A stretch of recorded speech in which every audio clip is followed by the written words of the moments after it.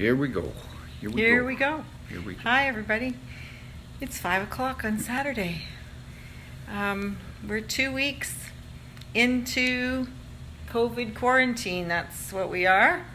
And lots of time on our hands to reflect on things, lots of time to connect with people. Today we're making lasagna, which is a layered dish, and I think it's funny that people think that it's a one-pot dish. Well, I'm going to tell you right now, any dish that's a one-pot dish takes about 10 pots, and that's going to be the case tonight.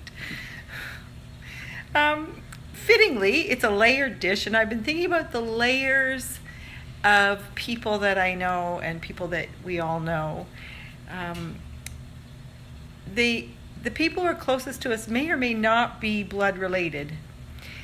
Bob grew up as an only child and didn't know about any sisters and brothers, but he's just discovered a new family member.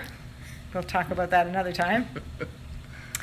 But just being related by blood, of course, doesn't necessarily make you close. It doesn't necessarily make that person understand you. Sometimes it's the people you've known the shortest time who come to understand you in a way that nobody else ever has. There's layers to this, aren't there? So I think you know what I'm talking about. But kind of a corny metaphor because we're making layered lasagna tonight. Another comfort food. I'm looking for all those comfort foods.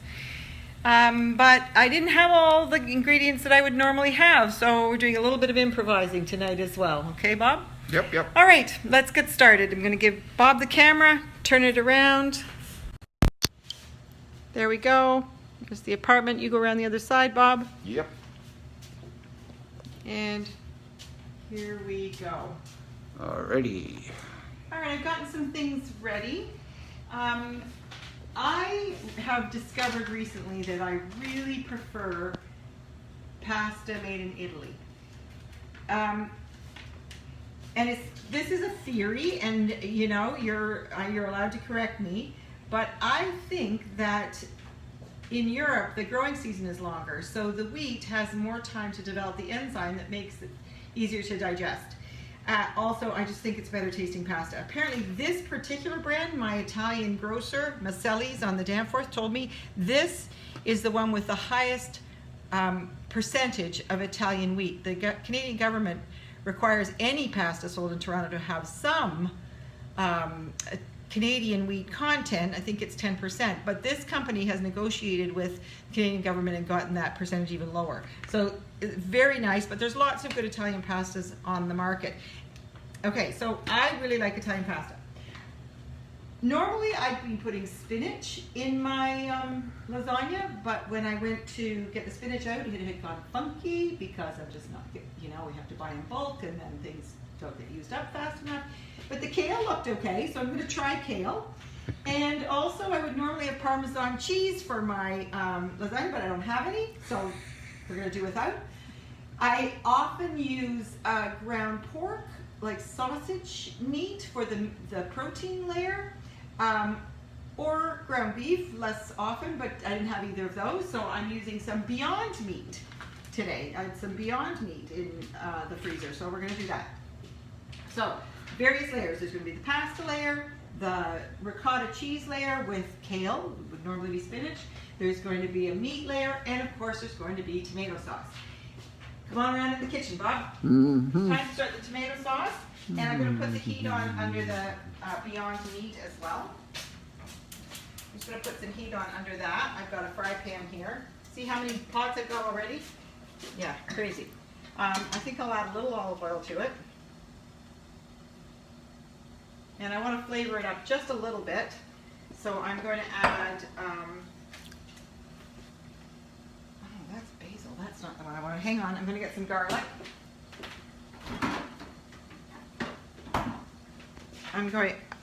I've got this nice product here, this squeezy garlic. I'm going to add a little bit of squeezy garlic to that.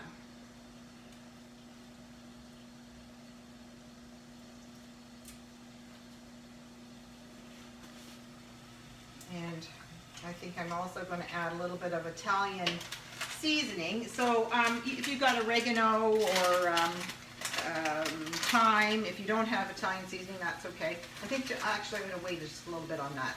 We'll get that in there in a minute. We'll flavor that up as we go. We'll put a little salt in there. And we're just going to get that meat browned up. That's all. It's not meat. It's beyond meat. Okay. I'm also going to put the kale on to steam. Sorry, I'm moving around a lot, Bob. I have cut the kale up as really small. Kale is it can be chewy, so I feel like you have to really bash it up a lot. So I chopped it up really small. I've got steaming water here. I'm going to get the lid. Let me get that one out. Steam that one. And now for the sauce, the tomato sauce.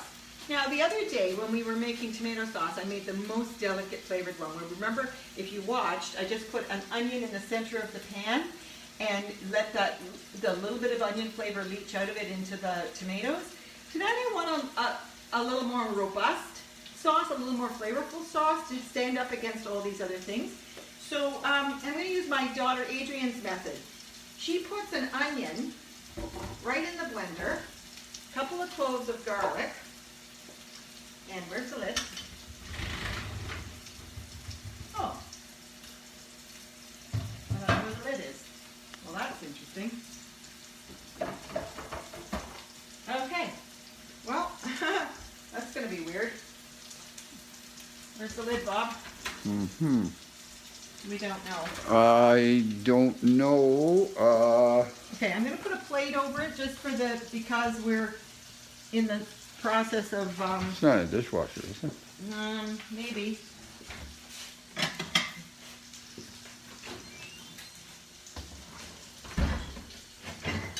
Yeah. Yeah. And it's clean. Clean. Yeah. We're gonna put that in the blender. Plugged in. Okay.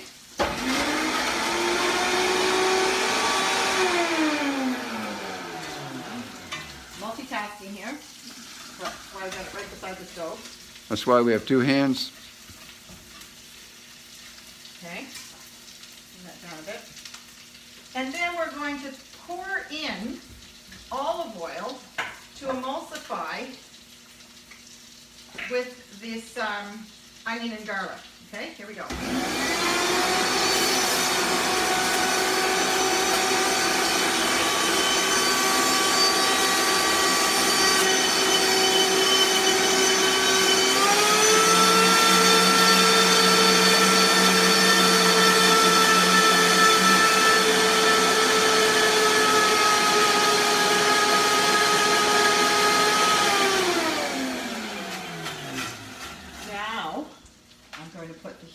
The correct element under my pan. I have an announcement. Okay. Okay. Laura Wood says hi to both of us. She's watching the YouTube as making the carrot cake. Awesome. Awesome. Oh, guys, we've got less than a half a carrot cake, show them Bob, left. And I'm going to be honest, I have a tummy ache because I ate too much carrot cake. Yeah, we didn't share. That's the bad news. There's nobody to share it with. And I need to pace myself.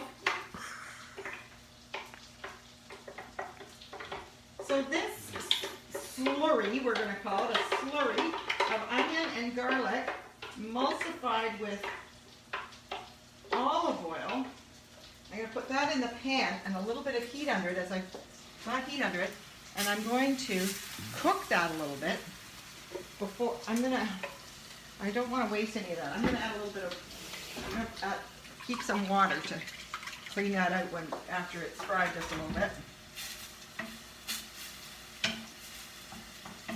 That's just going to cook off the onion taste a little bit, the raw onion and raw garlic taste.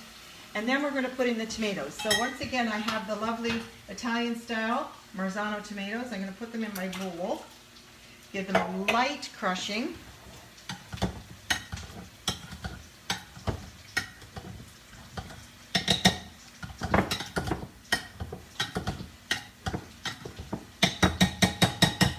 Okay. As soon as that's had a chance to cook off just a little bit more. I've never done this before, as a matter of fact. Adrian told me about this, and I haven't done it yet, but I thought tonight would be a perfect opportunity to try it. And I think the way I can tell that this is cooked is, by the smell, and it's, wow, it's like chopping onions in my eyes. Wowzers. That's going to be awesome.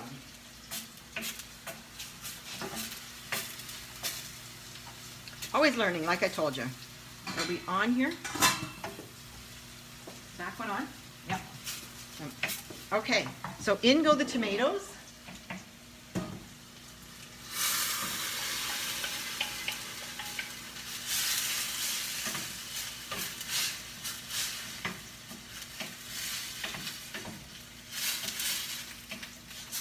Wow. Oh, yeah. Oh, isn't that a lovely thing? It's that the onion slurry is making it a bit creamy. That's very nice. And I'm just going to add a little bit of fresh pepper to that. See the pepper, Bob? I had it here. No, I already had that. Here it is. It's over here. Okay. Going to put a bit of fresh pepper in there. And I'm going to let it simmer a little bit. And when that's simmered, I'm going to add some fresh basil. Basil, whichever way you say it. Put that one on low. Okay, we're just going to let that simmer and reduce a little bit. The meat is coming along nicely. As a matter of fact, I think it's done. Basil was a teacher, a co-teacher we had in Kuwait. That's right. Basil's what we cook with. Yeah, that Beyond Meat is done, so I'm shutting that off. Hang on to that for one of the layers. I don't put the meat right in the sauce. I use it as its own layer. That's what I put there. Okay, now, I forgot, I should have done this before. Okay, I have a kettle of hot water. These lasagna noodles are not the oven-ready kind. If you have the oven-ready kind, you can skip this step. But because these are the Italian ones, they don't come in the oven-ready type, I'm going to pour over some boiling water to let them soften a little bit before we layer up the lasagna. Back to the boil. Okay. How's everybody doing tonight? Have you had a lazy Saturday? If you've been working from home, did you get today to stay away from your computer screen? I was actually in front of my computer screen a lot because I've been trying for days to upload these videos onto YouTube. I couldn't necessarily figure out what to do. And plus, I think the channels were all so clogged up that I just couldn't get them to go. But today, I think because there's fewer people online, I did. So I think they're all there now. And you can share them and go on and just view them, even if you've already seen them. Just do me that favor, go on and you don't have to watch the whole thing, just go on and click onto it for a second. Because then YouTube knows that people are looking at it, and that would be kind of cool. Okay. Did you notice when I did the kale that don't use the stalks. Oh my God, they're so tough. Cut the leaves off the stalks before you use that stuff. Okay, so those are softening. This has to get turned down. One more layer to think about is the ricotta cheese layer. Now, you can go back over around there, Bob. I think that would be good. Cottage cheese is good too, actually. And another trick from Adrian, if you're going to use cottage cheese, throw it in the blender for a couple of seconds to get it smooth, because nobody really likes lumpy cottage cheese. I don't know, maybe some people do. I don't know. Normally, like I said, I would be adding Parmesan to this. I don't have any. And I don't want to send my kids to the store, and I don't want to go to the store and buy things when there are other people, like healthcare workers, who go to the stores and the place has been cleaned out. We've got enough. We can make do, so I'm staying away from the stores for now. I'm going to put an egg in there, though. That's the trick if you didn't know. You put an egg in there. That gives it, that helps it to set a little bit. Some pepper's good in there. What else can I flavor it up with since I don't have any Parmesan? You know what I'm going to put in there? I'm going to put a little bit of this mozzarella in there, just a little. And then mix that up.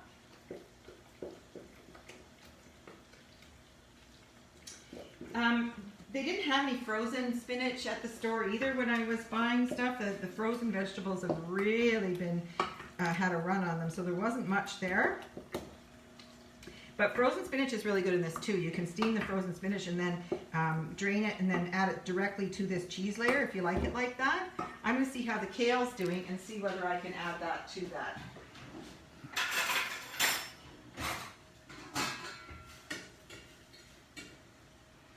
See how done it is. Yeah, good. Excellent. Okay, so let's turn that one off. Bring the kale over. I need other mitts.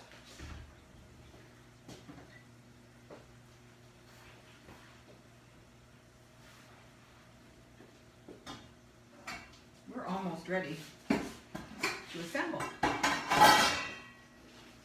Let that cool just for half a second while I, what did I want to do over here? Check my sauce. Oh yes, I'm going to put some basil in the sauce. That's what I wanted to do. Basil's almost on its way out as well. It's starting to go brown. I wanted to use it up. Some of these are not usable.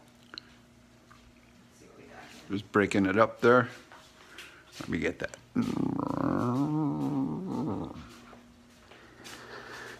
Okay, here we go. Just use the basil leaves whole. There. And that I'm going to turn off as well. Okay. Just about ready. I'm going to put the kale into the ricotta cheese.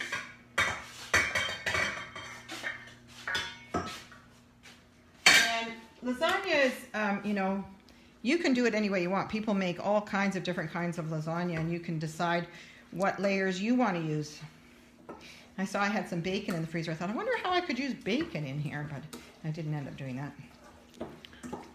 So that's a nice green cheesy layer. All right, it's time.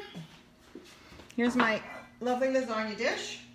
Always the bottom layer is sauce to keep it from, because the noodles are going to cook in it. Where's my ladle? No ladle. Okay, where's this? So some sauce in there. Spread, not too much. I didn't make a lot of sauce. Some people make a ton of sauce for their lasagna, and that's fine. If you like a ton of sauce, go for it. Some sauce on the bottom. Now, some softened lasagna noodles. They don't have to touch. They don't have to fill up the whole pan either, so I'm getting 3 on there. Now, I think I'll do a meat layer. I think I'll put the meat next. Where's the meat? It's not meat, actually. It's beyond meat. Where's the not meat? Okay, the non-meat. A meat layer. Okay, there we go.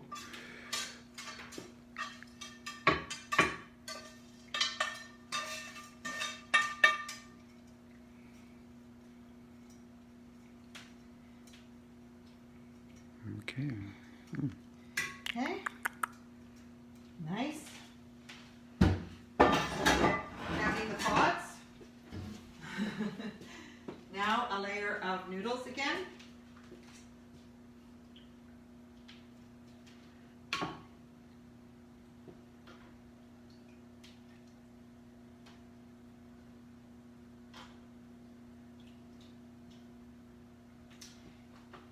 Now the cheesy kale layer.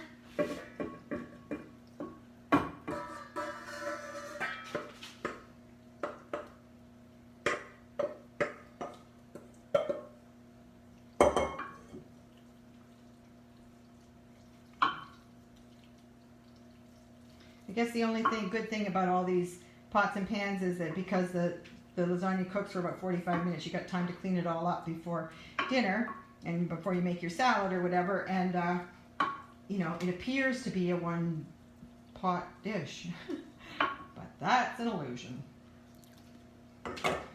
And another layer of noodles. And we're going to go for the final saucing on top. I have 4. It turns out I have 4 left, so I'm going to use them all.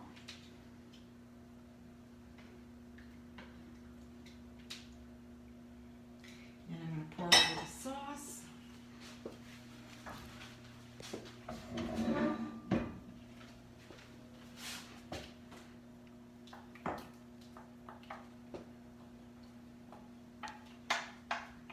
Baked pastas have always been my favorite, actually.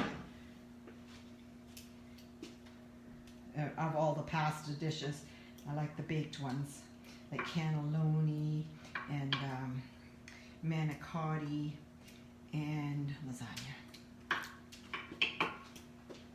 And then you want to top it off with some mozzarella. Is very, very traditional on top.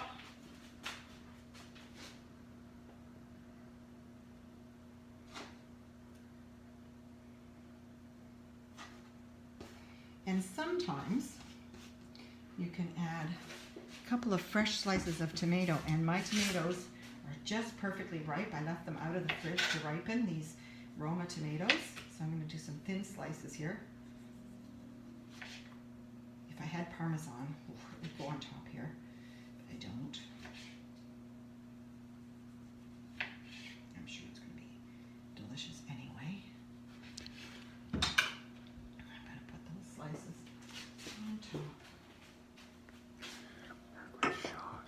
Margaret Shaw is watching. Hello, Margaret. Margaret lives in Queensland, Australia. She's my cousin. I was just talking about family, the layers of family that we have. Doesn't matter how far away you are, you can be close to my heart. And Margaret and Mick and Liz and Barry and Alan and Selena and all the kids, you're all so close to my heart. Hi, Margaret and Mick. Miss you. Miss our mornings. A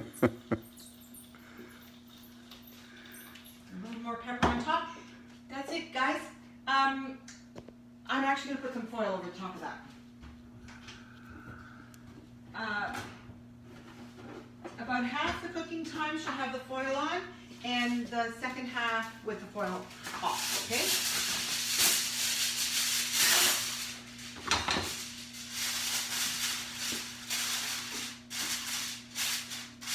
So it's going to cook about 45 minutes altogether. And when I take it out of the oven, you should probably rest it for at least 10 minutes before you try and cut it.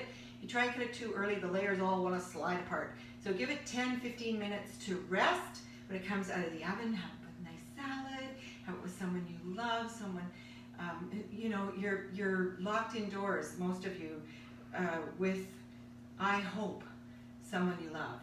I was reading today that some people are really struggling because they're in relationships that, shall we say, have run their course and should have ended long ago.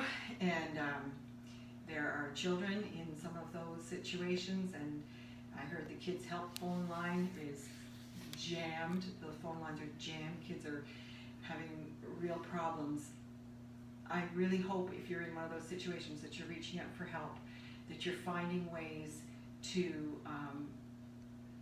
be emotionally non-reactive, finding a way to tap into your inner calm, and that you can find the kind of peace that many of us are finding in this time of slowness and of connection, even though it's virtual, with people that maybe we haven't talked to in a long time, or who are across the miles, or maybe are down the hall, but you can still only talk to them electronically. But do that. Don't isolate yourself. Stay well, my friends. And have good lasagna. Show me your pictures. If you make lasagna, show me what you did and how creative you got, okay? Good night, everybody. Good night. Love you. Love you all. Okay, while you push finish, I'm going to put it in the oven. Push finish. You see it on the screen. I have to get to this.